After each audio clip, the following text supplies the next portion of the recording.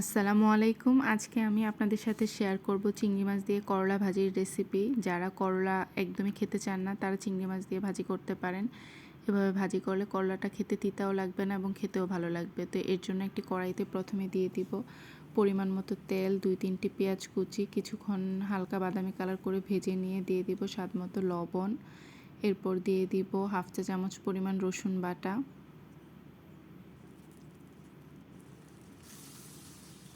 তারপর দিয়ে দিব হাফ চা চামচ হলুদ গুঁড়ো, হাফ চা চামচ মরিচ গুঁড়ো, দিয়ে দিব সামান্য একটু পানি যেন মশলাটা পুড়ে না যায়, সেজন্য পানি দিয়ে দেওয়ার পরে মশলাটাকে ভালো করে কষিয়ে নিব। মশলাটা কষানো হয়ে গেলে 3-4টি কাঁচামরিচ ফালি দিয়ে দিব।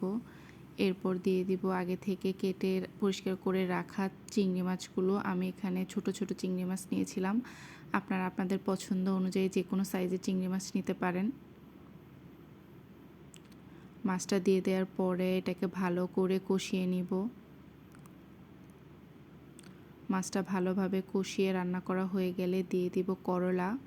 আমি এখানে 2টি করলা নিয়েছিলাম। করলাগুলো কাটার সময় খেয়াল রাখতে হবে যেন একদম পাতলা পাতলা করে কাটা হয়, এতে এটা খুব দ্রুত ভাজা হয়ে যাবে এবং খেতেও একদমই তিতা লাগবে না। করলাটা দিয়ে দেওয়ার পরে ভালো করে মাছ এবং মশলার সাথে মিশিয়ে নিয়ে কিছুক্ষণ ঢাকনা দিয়ে ঢেকে রাখবো। 3-4 মিনিট ঢাকনা দিয়ে ঢেকে রাখার পর ঢাকনা খুলে এটাকে ভালো করে নেড়ে চেড়ে ভেজে নিব।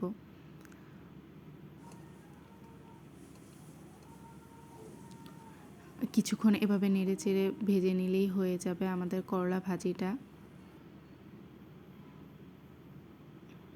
এভাবে ভাজি করলে করলাটা একদমই তিতা হয় না এবং খেতেও খুবই ভালো লাগে। আপনারাও ট্রাই করতে পারেন। আশা করি ভালো লাগবে।